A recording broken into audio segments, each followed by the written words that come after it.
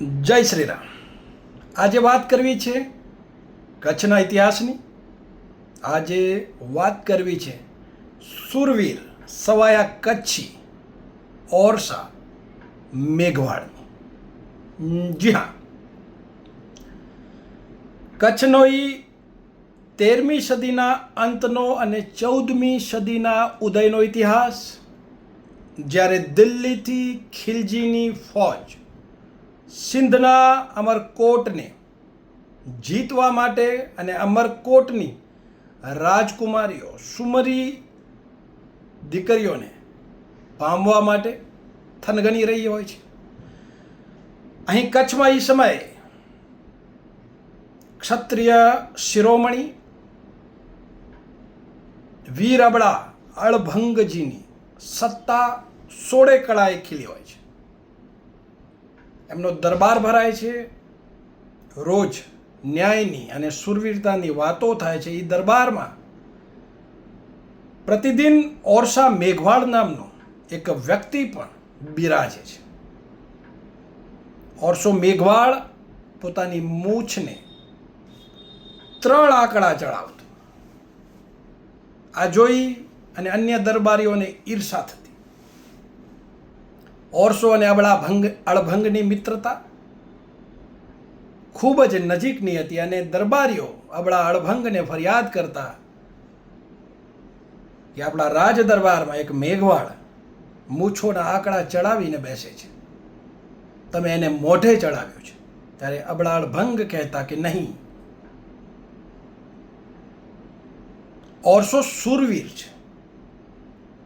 ઓરસો એક મજબૂત મનોબળનો વ્યક્તિ છે અને મારો મિત્ર છે. એને અધિકાર છે 3 આંકડા નહીં 7 આંકડા પણ ચડાવી શકે છે.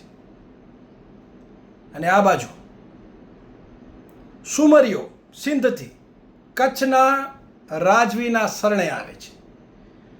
મુસ્લિમ અલાઉદ્દીનની ફૌજ એ સુમરીઓને પામવા માટે, લૂંટવા માટે કચ્છમાં ઉતરે છે. સુમરીઓ વડસરના વીર અબળા જામનું શરણ લે છે.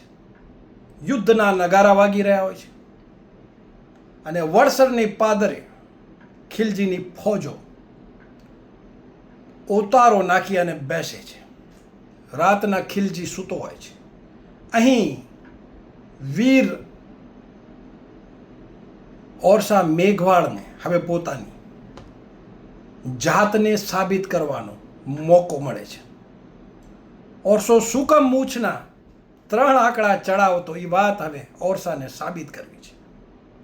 વીર અબળા અળભંગ સાથે મંત્રણા કરે છે કે બાવા, આપ કહો તો વગર યુદ્ધે આ યુદ્ધનું પરિણામ હું તમારા તરફે કરી નાખું. ફૌજ લડાવવાની કોઈ આવશ્યકતા નથી. આ ઓરસો મેઘવાળ અલાઉદ્દીનના તંબુમાં જઈ અને એનું માથું ઉતારીને તમારા ચરણોમાં સમર્પિત કરી દેશે. ત્યારે અબળા જામ એને પ્રત્યુત્તર આપે છે કે નહીં, ક્ષત્રિય ક્યારે સૂતેલા ઉપર વાર કરતો નથી અને જો સૂતેલા ખિલજીને તું મારી લાવે તો લોકો મારા ઉપર વાતો કરે કે વગર લડે અબળાએ દગાથી ખિલજીને મારી નાખ્યો. પણ તું કંઈક એવું કરી બતાવ કે ખિલજીને પણ ખબર પડે કે કચ્છમાં એવા સુરવીરો પ્રગટ થાય છે કે તું સૂતેલો હો અને તારું માથું કાપી લાવે એટલી ક્ષમતા આ સુરવીરોમાં છે. અને અહીં ઓરસો મેઘવાળ યુક્તિ વિચારે છે અને રાત્રિના સમયે અલાઉદ્દીન ખિલજીના તંબુમાં ઘૂસી જાય છે. ઓરસા મેઘવાળ કદથી નાનો હોય છે. એનું કદ જે છે એ એવરેજ જે કદ હોવું જોઈએ એનાથી ટૂંકો હોય છે. એટલે રાત્રિના એ કોઈ પણ પ્રાણીના વેશમાં ચપળતાથી ખિલજીના તંબુમાં ઘૂસી જાય છે અને ત્યાંથી ખિલજીની પડેલી કટારને ઉપાડી લાવે છે અને પોતાની જે ચામડું કાપવાની જે રાંપ આવે, રાંપડી, એ ખિલજીના ઓશિકાની નીચે મૂકી આવે છે. આ કાર્ય ઓરસો મેઘવાળ એટલી ક્ષિપ્તતાથી કરે છે, એટલી ચતુરાઈથી કરે છે કે રાતના પહેરેદારોને પણ ખબર પડતી નથી કે ક્યારે એમના રાજાના તંબુમાં ઓરસા મેઘવાળ નામનો શૂરવીર ઘૂસી ગયો છે. એક વખત તો ઓરસા મેઘવાળને વિચાર આવે છે કે આ યવનનું, આ વિધર્મીનું માથું કાપી અને મારા રાજાના શરણે ધરી દઉં, જેથી આ યુદ્ધ ટળી જાય અને હજારો માણસોનું જે ખુવારી થવાની છે આ યુદ્ધમાં, એ યુદ્ધ વગર લડે જ આપણે જીતી જઈએ. પણ આપણા જામના એ શબ્દો એને યાદ આવે છે કે સુતેલા ઉપર વાર કરવો એ ક્ષત્રિયોનો ધર્મ નથી. અને ઓરસો અહીં પોતાની રાંપ મૂકી તંબુના બધા જ દોરડાઓ કાપી અને સવારના આપણા જામના દરબારમાં પ્રસ્તુત થાય છે અને આપણાને બધી વિગત સંભળાવે છે. આ બાજુ સવારના જ્યારે ખીલજી ઉઠે છે ત્યારે પોતાની પડખે પડેલી કટારી જોતો નથી ને એના બદલે ચામડું કાપવાની જ્યારે રાંપ એની પાસે પડી હોય છે ત્યારે એ ડરી જાય છે કે રાતના મારા તંબુમાં કોણ ઘૂસ્યું. અને આ બાજુથી અબળો સંદેશો મોકલાવે છે કે જે વ્યક્તિ તારા ઓશિકા નીચે રાંપ મૂકી ગયો છે એ તારું માથું પણ કાપી જાત. પણ હે યવન, અમે ક્ષત્રિયો સુતેલા ઉપર વાર કરતા નથી. હજી પણ સમય છે, સમજી જા. અને અહીંથી ડરેલા ખીલજીએ પાછો સંદેશો આપે છે અબળાને કે ખરેખર તમે શૂરવીર લોકો છો. આ મોકો જો અમને મળે તો અમે ના મૂકત, પણ તમે આવેલી તકને, મોકાને તમે મૂકી અને તમે તમારા ધર્મને જ્યારે નિભાવ્યો છે ત્યારે જાઓ. હું તમને વચન આપું છું કે મારે યુદ્ધ નથી કરવું.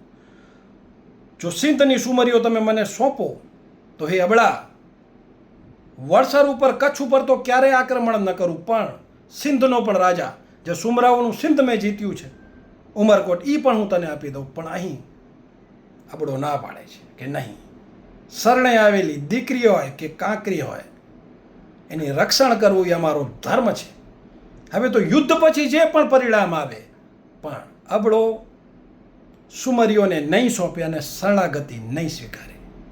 અને ત્યારબાદ યુદ્ધ થાય છે. એ યુદ્ધમાં અબળા જામ સહિત ઓરસો મેઘવાળ પણ વીરત્વને પ્રાપ્ત થાય છે.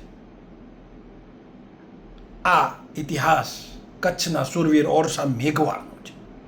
નકારાત્મક વાતો તો તમે અનેક ફેલાવો છો, પણ સમય છે સકારાત્મક વાતો ફેલાવવાનો છે ને.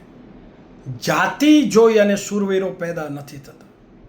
સુરવીરો સમય સમયે કોઈ પણ જાતિમાં પેદા થઈ શકે, પ્રગટ થઈ શકે. અને સુરવીરોની ખાણો પણ ન હોય, એ તો ક્યાંક ક્યાંક પ્રગટ થતા હોય, પેદા થતા હોય. અને અત્યારે જ્યારે મૂછો, દલિતોને એમ કહેવામાં આવે છે કે મૂછો ન રાખો, ક્યાંક ક્યાંક આવા વિકૃતિવાળા માણસો હશે. પણ હું તો ગૌરવથી કહી શકું કે અમારે તો ઓરસો મેઘવાળ 13મી સદીમાં પણ મૂછોના 3 આંકડા ચડાવતો અને એનો રાજા પણ એને પ્રોત્સાહિત કરતો. અને ઓરસા મેઘવાળે પોતાની સ્વામી ભક્તિ, ધર્મ ભક્તિનો પરિચય આપ્યો, પોતાની જાતિનો પરિચય આપ્યો અને સમય ઉપર દેશ, ધર્મ અને પોતાના રાજાને કામ આવી.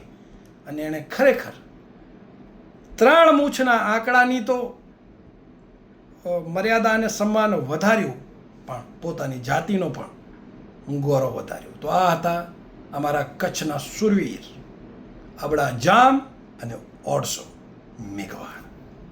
જય શ્રી રામ, જય માતાજી, રામ રામ.